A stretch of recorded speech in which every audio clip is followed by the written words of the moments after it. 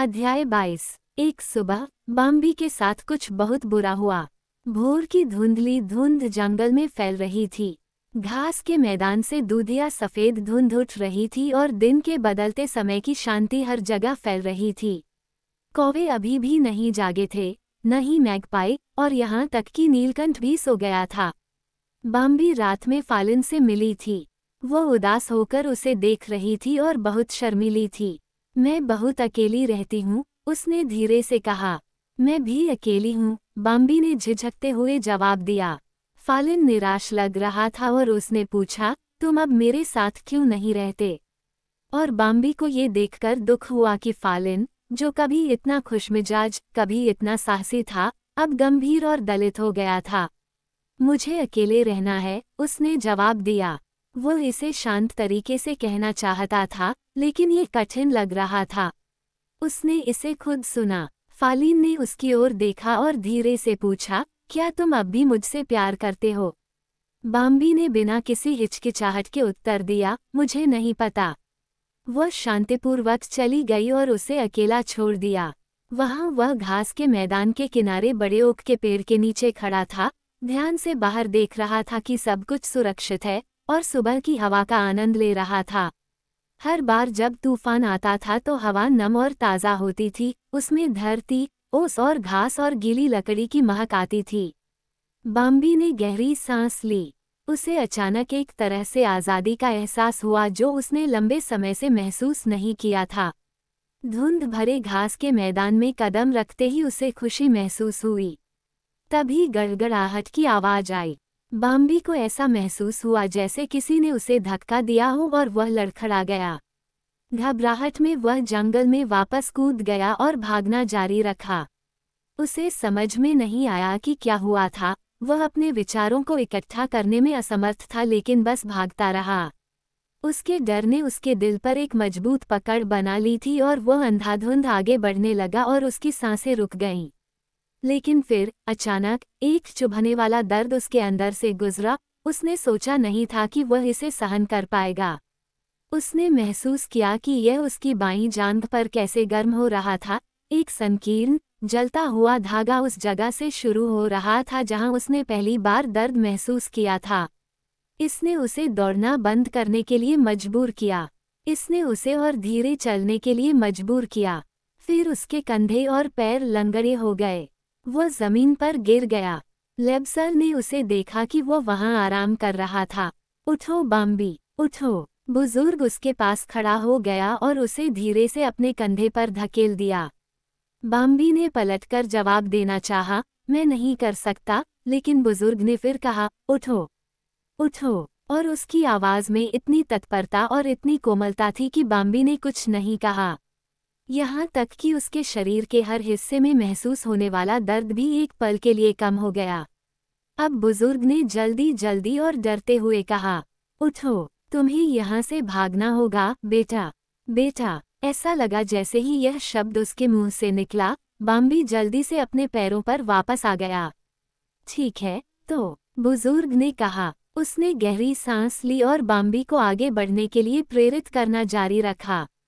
अब मेरे साथ आओ, बस हर समय मेरे साथ रहो। वह तेजी से आगे बढ़ा। बाम्बी भी उसके पीछे पीछे चला, हालांकि वह जमीन पर गिरकर चुपचाप लेटकर आराम करना चाहता था। बुजुर्ग ये देख पा रहे थे और बिना रुके बाम्बी से बोले, जो भी दर्द है तुम्हें अब बस इसे सहना होगा, तुम लेटने के बारे में भी नहीं सोच सकते। कभी भी ऐसा मत सोचो, क्योंकि यह अपने आप में तुम्हें थका देगा। अब तुम्हें बस खुद को बचाना है। समझी बाम्बी? खुद को बचाओ, नहीं तो तुम खो जाओगे। बस ध्यान रखो कि वह तुम्हारे पीछे आ रहा है। समझी बाम्बी? वह कोई दया नहीं दिखाएगा, वह तुम्हें मार देगा। मेरे साथ आओ, बस मेरे साथ आओ, ये जल्द ही चला जाएगा। इसे जाना होगा। बाम्बी में अब कुछ भी सोचने की ताकत नहीं थी। दर्द उसके हर कदम के साथ बढ़ता जा रहा था, उसकी सांस और होश छीन रहा था। बुजुर्ग ने एक बड़ा घेरा बनाया। इसमें काफी समय लगा। दर्द और कमजोरी के पर्दे के पीछे से बाम्बी ये देखकर हैरान रह गया कि वे अचानक एक बार फिर बड़े ओक के पास थे। बुजुर्ग रुक गया और जमीन सूंघने लगा। यहाँ उसने फुसफुसाते हुए कहा, यहाँ, वो यहाँ है, यहाँ भी, कुत्ता, मेरे साथ आओ, जल्दी। वे भागते रहे। बुजुर्ग अचानक रुक गए। क्या तुम देख सकते हो?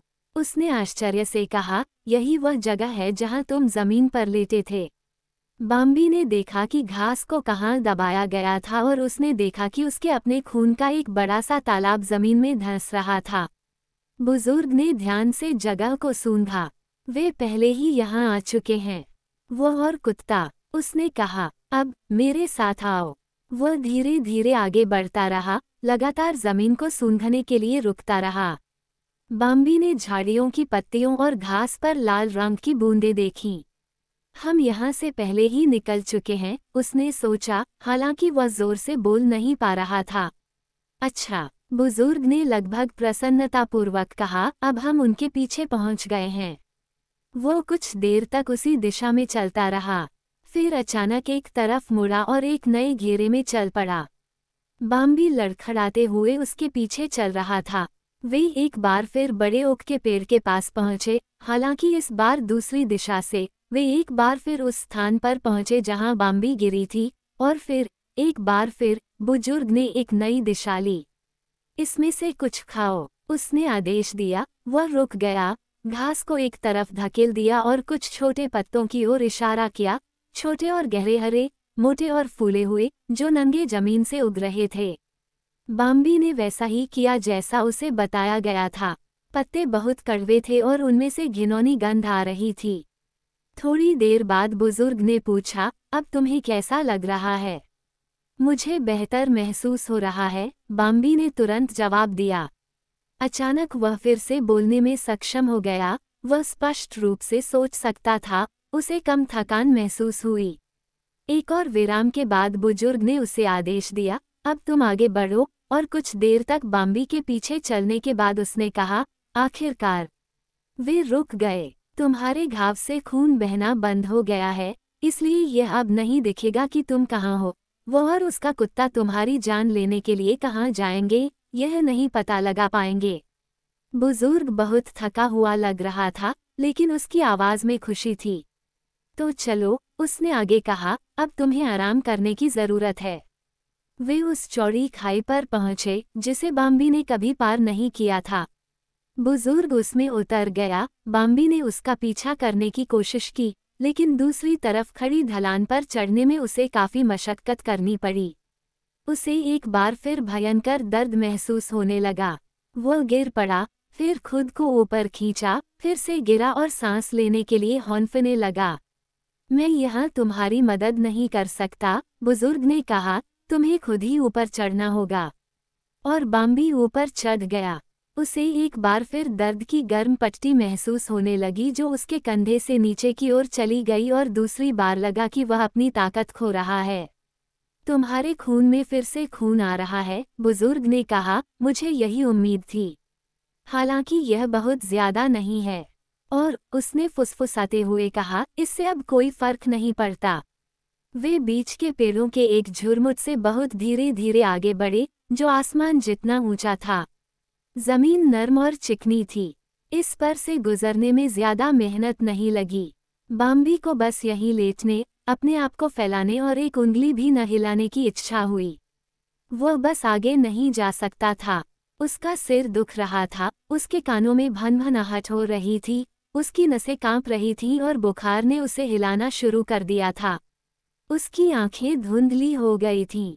उसके अंदर आराम की इच्छा और एक अस्पष्ट आश्चर्य के अलावा और कुछ नहीं था कि कैसे उसका जीवन अचानक बाधित और बदल गया था, कैसे वह एक बार जंगल से अच्छी सेहत और बिना किसी चोट के गुजरा करता था।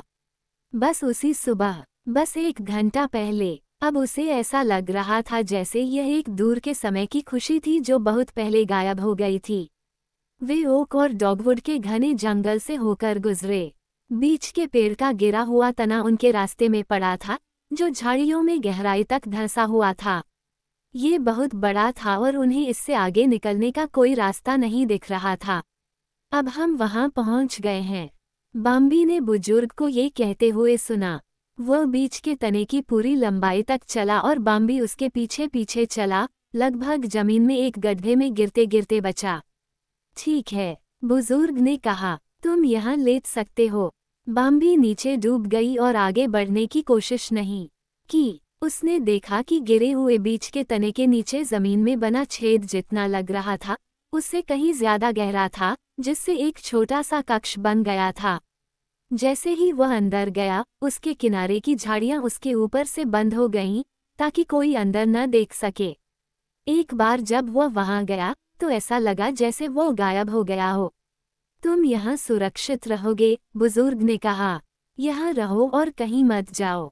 दिन बीतते गए। बाम्बी गर्म धरती पर लेटा था, गिरे हुए पेड़ की छाल धीरे धीरे उसके ऊपर सड़ रही थी। उसने उसके दर्द को सुना, जैसे जैसे वो उसके शरीर के अंदर बढ़ता गया, मजबूत होता गया, फिर कम होता गया, कमजोर होता गया और नीचे चला गया, लगातार नर्म और नर्म होता गया। कभी कभी वह बाहर संघर्ष करता था, जहां वह खड़ा होता था, कमजोर और अस्थिर, अपने थके हुए और अविश्वसनीय पैरों पर, और भोजन की तलाश में कुछ कदम चलता था। उसने ऐसी जड़ी बूटियां खानी शुरू कर दी, जिन पर उसने पहले कभी ध्यान नहीं दिया था।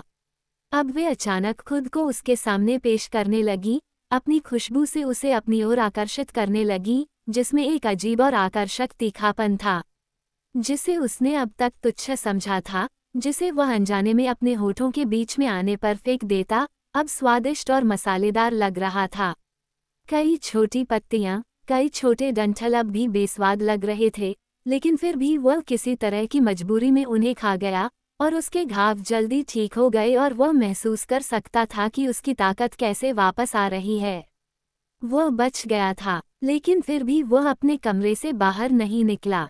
वह केवल रात में बाहर आता और कुछ कदम इधर उधर चलता, लेकिन दिन में वह चुपचाप अपने बिस्तर पर पड़ा रहता। अब जब उसके शरीर में दर्द नहीं रह गया था, तब जाकर बाम्बी को एहसास हुआ कि उसके साथ क्या हुआ था। वह एक बार फिर सोचने में सक्षम हुआ और उसके भीतर एक भयानक भय की भावना पैदा हुई। उसका चरित्र बिखर गया था। वह उसे आसानी से मिटा नहीं पा रहा था। वह पहले की तरह उठकर इधर उधर भागने में सक्षम नहीं था। वह वहीं लेटा रहा और कई भावनाएं महसूस कर रहा था, बारी बारी से घृणा, शर्म, आश्चर्य, निराशा, लेकिन जल्द ही उदासी से भर गया, जल्द ही खुशी से भर गया। बुजुर्ग हमेशा उसके आसपास ही रहता था। पहले तो वह दिन रात बाम्बी के पास ही रहता था, फिर कई बार वह उसे कुछ समय के लिए अकेला छोड़ देता था, खास तौर पर जब वह देखता था कि बाम्बी उसके विचारों में खोई हुई है। लेकिन ऐसा कोई समय नहीं था जब वो उसके आसपास न हो। एक दिन तूफान आया, गरज और बिजली चमकी, आसमान साफ हो गया और उस शाम सूरज ढलते ही नीले आसमान पर चमक उठा। पेड़ों की चोटी से ब्लैकबर्ड्स जोर जोर से गा रहे थे, फिंच अपने पंख फड़फड़ा रहे थे, टिटियां झाड़ियों में फुसफुसा रही थीं, घास में और जमीन के पास की झाड़ियों के नीचे तीतरों की चीखों की धातु जैसी आवाजें सुनाई दे रही थीं। कटफोरवा जोर जोर से जश्न मना रहा था और कबूतर अपने अंदर मौजूद प्यार की तड़प से कूक रहे थे। बाम्बी अपने भूमिगत कक्ष से बाहर निकल आया। जीवन अच्छा था। बुजुर्ग वहां ऐसे खड़े थे जैसे कि वे इंतजार कर रहे थे। वे धीरे धीरे साथ साथ घूमते रहे, लेकिन बाम्बी कभी उस नाले के पार वापस नहीं गई, दूसरों को देखने के लिए कभी वापस नहीं गई।